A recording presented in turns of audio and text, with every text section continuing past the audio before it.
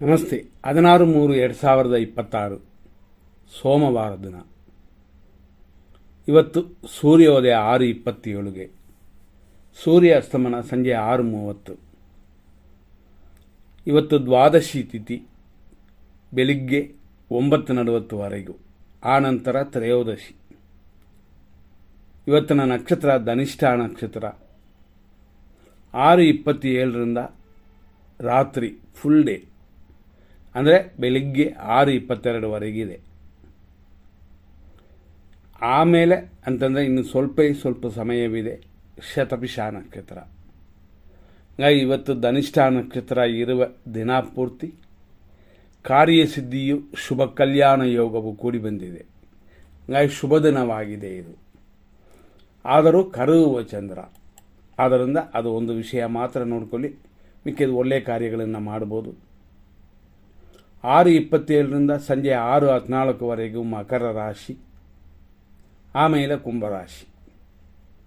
ಬೆಳಿಗ್ಗೆ 6:27ರಿಂದ ಮಧ್ಯಾಹ್ನ 12:06ವರೆಗೂ ಧನಿಷ್ಠ ನಕ್ಷತ್ರ 1ನೇ ಪಾದ ಮಕರ ರಾಶಿ. ಆನಂತರ ಸಂಜೆ 6:14ವರೆಗೂ ಧನಿಷ್ಠ ನಕ್ಷತ್ರ 2ನೇ ಪಾದ. ಸಂಜೆ 6:15 ಮೇಲೆ ಧನಿಷ್ಠ ನಕ್ಷತ್ರ 3ನೇ ಪಾದ ಪ್ರಾರಂಭವಾಗುವುದು. ಅಂದರೆ ಈ ಧನಿಷ್ಠ ನಕ್ಷತ್ರ ಬರೋದು ಕುಂಭರಾಶಿಯಲ್ಲಿ. ಅಂದರೆ ಸಂಜೆ 6:15ರಿಂದ ರಾತ್ರಿ 12:19ವರೆಗೆ ಇದು 3ನೇ ಪಾದ. ಆನಂತರ ಬೆಳಿಗ್ಗೆವರೆಗೂ ಧನಿಷ್ಠ ನಕ್ಷತ್ರ 4ನೇ ಪಾದವಿದೆ, ಇದು 4ನೇ ಪಾದ. ಹಾಗಾಗಿ ಧನಿಷ್ಠ ನಕ್ಷತ್ರ ಹೆಚ್ಚು ಕಮ್ಮಿ ದಿನ ಪೂರ್ತಿ ಇರುತ್ತದೆ.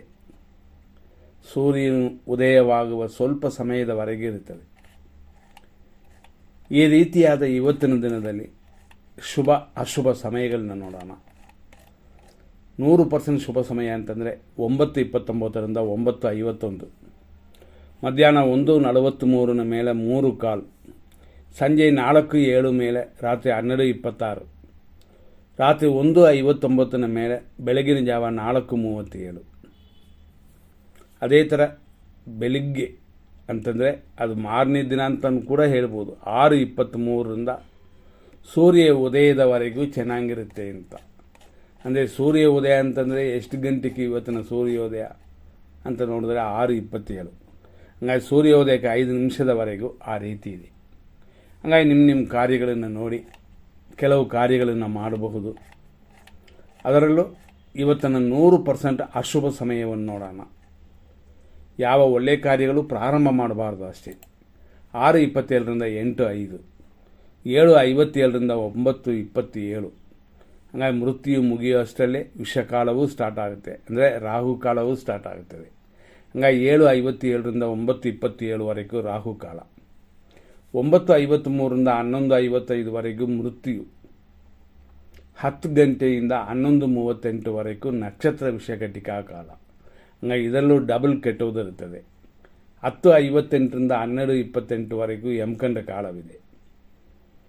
ಯಮಕಂಡ ಕಾಲ ಮುಗಿಯುವಷ್ಟರಲ್ಲೇ 12:52ರಿಂದ ಮಧ್ಯಾಹ್ನ 1:41ವರೆಗೂ ದುರ್ಮುಹೂರ್ತ, 3:17ರಿಂದ ಸಂಜೆ 4:05ವರೆಗೂ ದುರ್ಮುಹೂರ್ತ, ರಾತ್ರಿ 12:28 ಮೇಲೆ ರಾತ್ರಿ 1:57ವರೆಗೂ ವಿಷಕಾಲ, ಬೆಳಗಿನ ಜಾವ 4:39 ಮೇಲೆ ಬೆಳಗ್ಗೆವರೆಗೂ ಇದು ಮೃತ್ಯು.